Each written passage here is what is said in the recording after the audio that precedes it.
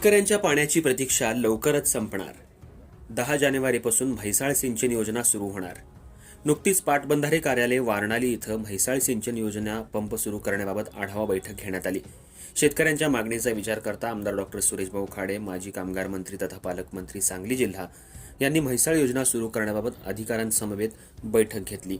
यावेळी आमदार डॉक्टर सुरेशभाऊ खाडे, पाटोळे, कोरे, देवकारे मॅडम, रासनकर, माळी, कर्नाळे साहेब यांच्यासह मारुती जमादार, दिनकर भोसले, राजू माने, रावसाहेब बेडगे, रविकांत साळुंखे, संतोष माळकर, दीपक पाटील, जितेंद्र ढोले, दयानंद खोत, राहुल पाटील, संतोष पवार, प्रसाद चौगले त्याचबरोबर शेतकरी आणि पदाधिकारी उपस्थित होते.